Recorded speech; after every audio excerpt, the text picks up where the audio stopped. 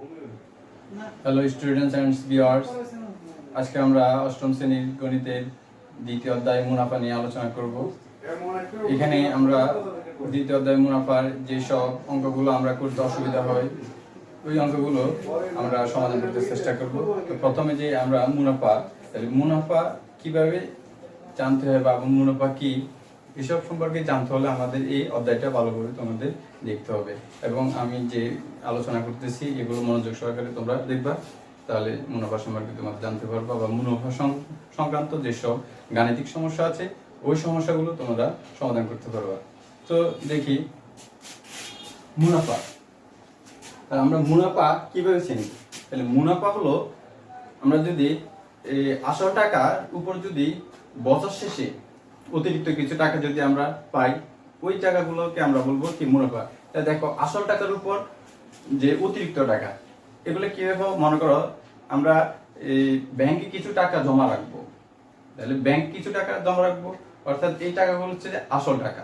অর্থাৎ তুমি যদি যে 1000 টাকা ব্যাংকে জমা রাখো, তাহলে তোমাকে যদি 1 বছর বা 2 বছর পরে ওই টাকা তুমি নিতে যাও, অর্থাৎ ব্যাংক তোমাকে কিছু টাকা দেবে। তাহলে ওই যে টাকা তোমাকে দেবে এবং আসল টাকা এবং ওই ব্যাংক যে তোমাদের বছর পর যে আমাদের টাকাগুলো দেবে ওইটা মিলে হচ্ছে যে আমাদের কি মুনাফা। তাহলে দেখো, অর্থাৎ হচ্ছে আমাদের এখানে যে আসল টাকার সাথে যে বাড়তি টাকা, অর্থাৎ কত টাকা বাড়তি আমাদের ব্যাংক দিবে ওই টাকা হচ্ছে যে মুনাফা। অর্থাৎ আমরা যদি কোনো টাকা ব্যাংকে জমা রাখি এবং জমা রাখার পর বছর শেষে যে টাকা আমরা বৃদ্ধি পাবো অর্থাৎ ব্যাংক আমাদেরকে দিবে ওই টাকা হচ্ছে আমাদের মুনাফা। তাহলে মুনাফার ক্ষেত্রে আমাদের আসবে লাভ ক্ষতি। কেমন? লাভ ক্ষতিটা আমরা কিভাবে বের করতে হবে? অর্থাৎ একটা পণ্য তুমি ক্রয় করছো, অর্থাৎ তুমি একটা পণ্য কিনছো, এই এবার কেনার পর তুমি ওই পণ্যটা তুমি বিক্রি করবা। বিক্রি করার পর অর্থাৎ তুমি যে পণ্যটা ক্রয় করছো যত টাকা দিয়ে বিক্রি করছো এবং ওই টাকার উপর নির্ভর করবে তোমার কি লাভ বা ক্ষতি হবে কিনা। তাহলে এখন আমরা যে লাভ এবং ক্ষতি হবে কিভাবে বুঝবো? যদি পণ্যটা তুমি ক্রয় করছো মনে করো একটা দামে, যে ওই টাকার চেয়ে যদি তুমি বিক্রি টাকা যদি বেশি হয়, অর্থাৎ ক্রয় থেকে বিক্রয় মূল্য যদি বেশি হয় তাহলে আমরা লাভ বুঝবো। আর মনে করো ক্রয় মূল্যের চেয়ে বিক্রয় মূল্যের পরিমাণ যদি কম হয় তাহলে আমরা এখানে ক্ষতি বুঝবো, ক্ষতি বা লোকসান। তাহলে আমরা এখানে মুনাফাকে লিখতে পারবো আসল টাকার উপর, সংখ্যাটা লিখি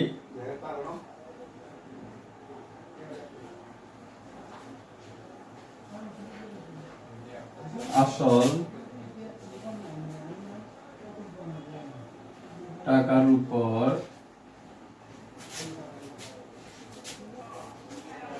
তো মুনাফা আসল টাকার উপর বছর শেষে যে অতিরিক্ত টাকা পাওয়া যায় তা হলো মুনাফা। তাহলে দেখো, আমরা যে আসল টাকার উপর যে বছর শেষে যে অতিরিক্ত টাকা পাবো সেটা হচ্ছে মুনাফা। তাহলে মুনাফা কি বের করতে হবে? মনে করো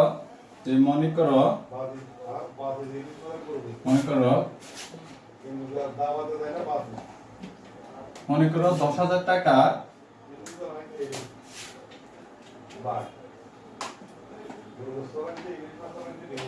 10,000 টাকা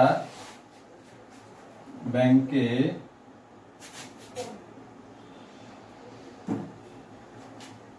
জমা রাখলাম। তাহলে দেখো, মনে করো 10,000 টাকা ব্যাংকে জমা রাখলাম, তাহলে এই 10,000 টাকায় আমরা মনে করো ব্যাংক থেকে যে মনে করো 3 বছর বা 4 বছর পরে আমরা ব্যাংকের থেকে উঠাবো। এখন ব্যাংক আমাদের 3 বছর বা 4 বছর পর কত টাকা দেবে? তাহলে মনে করো এই 10,000 টাকা হচ্ছে আমাদের আসল, 10,000 টাকা হলো আসল টাকা, আসল। তাহলে 10,000 টাকা হলো আসল টাকা। এরপর আমাদের ব্যাংক যদি মনে করো 5 বছর পর এই আসল টাকার উপর যে 5 বছর পর আসল টাকার উপর ব্যাংক যদি 5 বছর পর আসল টাকার উপর মনে করো যে 1500 টাকা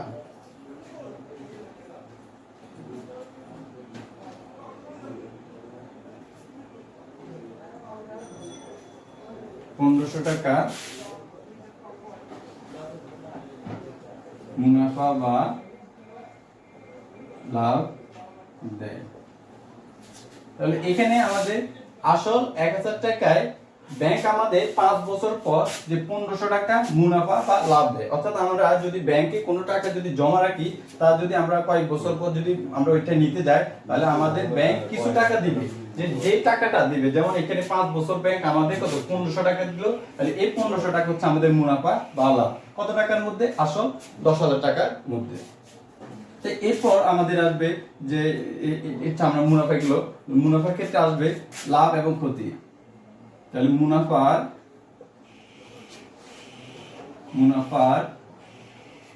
লাভ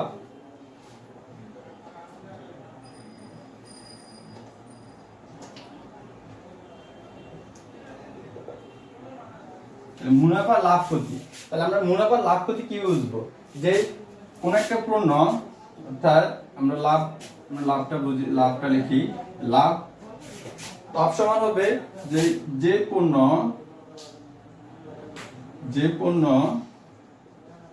ক্রয় করে যদি ওই পণ্য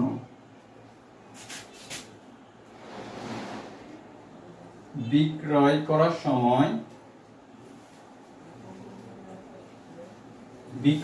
সময় ক্রয়কৃত টাকা থেকে ক্রয়কৃত টাকা হতে বিক্রয়কৃত টাকার পরিমাণ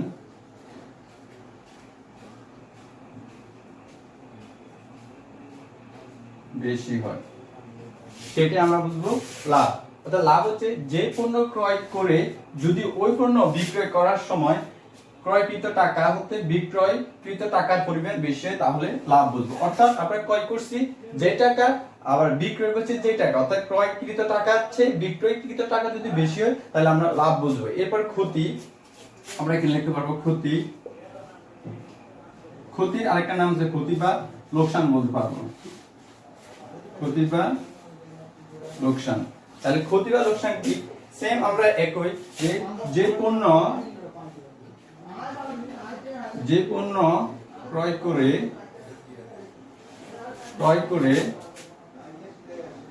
যদি ওই পণ্য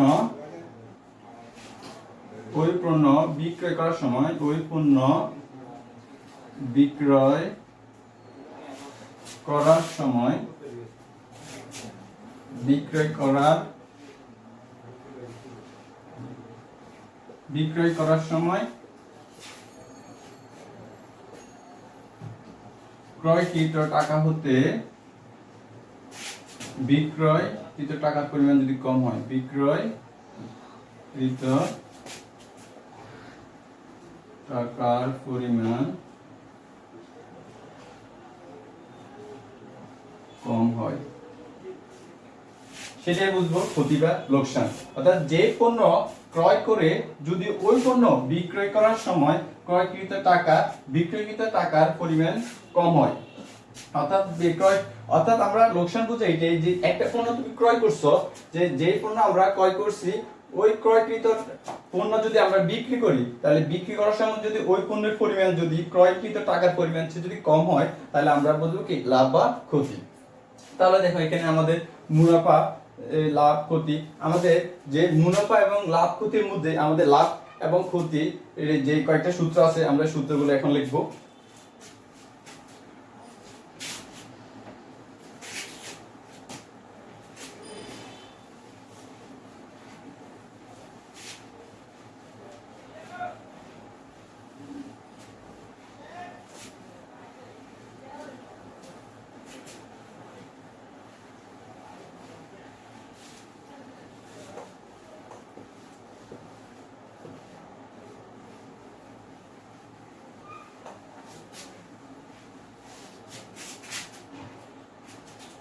আমরা যে এখন লাভ সমান লিখতে পারবো যে লাভের আমরা সূত্র আছে যে লাভ হবে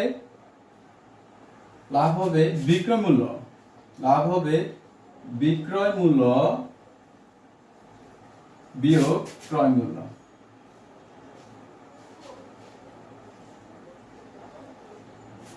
আমাদের সূত্র লিখতে পারবো।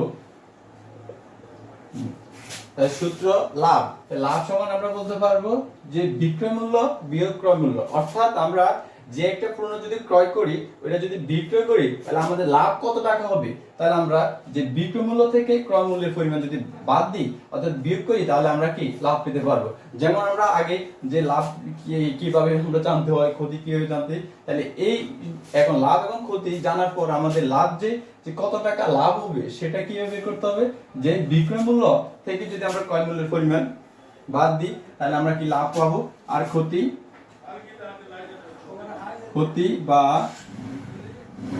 লোকসান, তাহলে আমরা ক্ষতি বা লোকসান কিভাবে বের করবো। এই ক্ষতি বা লোকসান বের করবো যে ক্রয়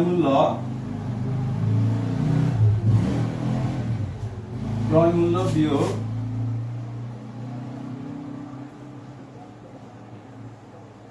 বিক্রয় মূল্য। অর্থাৎ আমরা ক্ষতি বা লোকসান বাইর করব যে ক্রয় মূল্যের পরিমাণ, অর্থাৎ যেই পণ্য আমরা ক্রয় করব এবং ওই পণ্য যদি আবার বিক্রয় করি, তাহলে বিক্রয় মূল্যের যে পরিমাণটা যদি ক্রয় মূল্যের থেকে কম হয়, তাহলে সেটা বুঝবো আমাদের ক্ষতি। অর্থাৎ আমরা ক্রয় মূল্য থেকে তখন বিক্রয় মূল্য যদি বিয়োগ করে দিই, তাহলে অর্থাৎ কি বাদ দিয়ে দিই, তাহলে আমরা ক্ষতি বের করতে পারবো। এখন আমাদের যে জানতে হবে যে আমরা মনে করো একটা পণ্য যে ক্রয় করলো এবং বিক্রয় করলো, যে শতকরা কত টাকা সে মানে ওই পণ্যের উপর সে লাভ বা ক্ষতি ভাগ পাবে। তাহলে এই শতকরা সে কত টাকা লাভ বা ক্ষতি বের করতে হলে আমাদের যে ক্রয় মূল্য এবং বিক্রয় মূল্যের উপর নির্ভর করতে হবে। তাহলে আমাদের সবসময় যে আমরা এটা সবসময় জানতে হবে যে লাভ বা ক্ষতি বের করতে হলে, লাভ বা ক্ষতি শতকরা বের করতে হলে, তা লাভ বা ক্ষতি শতকরায় লাভ বা ক্ষতি শতকরায় বের করতে হলে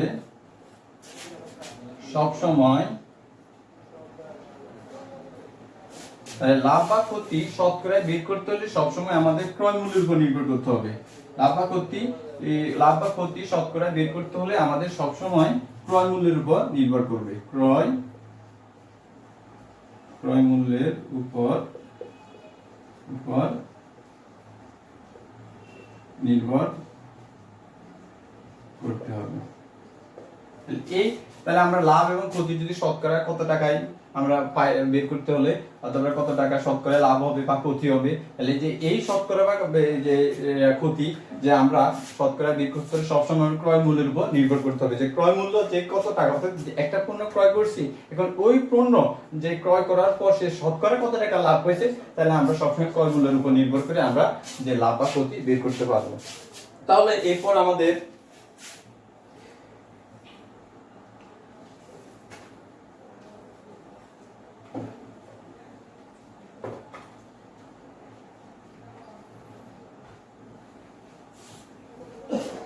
আবার আমাদের আরেকটা জিনিস জানতে হবে যে ক্রয়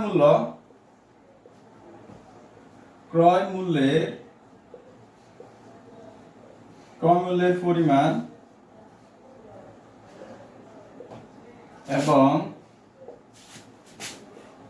বিক্রয় মূল্যের পরিমাণ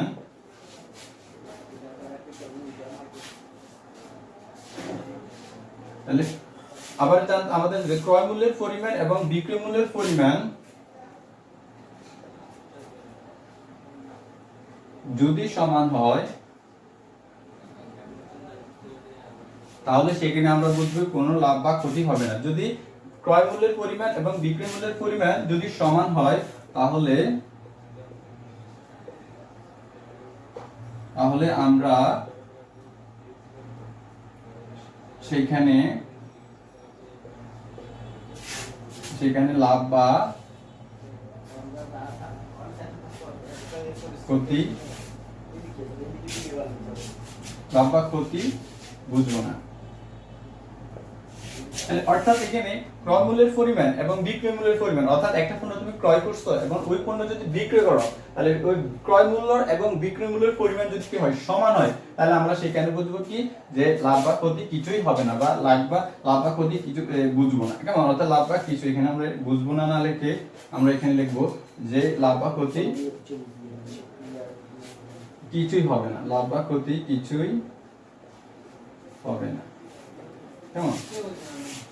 এটা আমরা বলতে পারবো।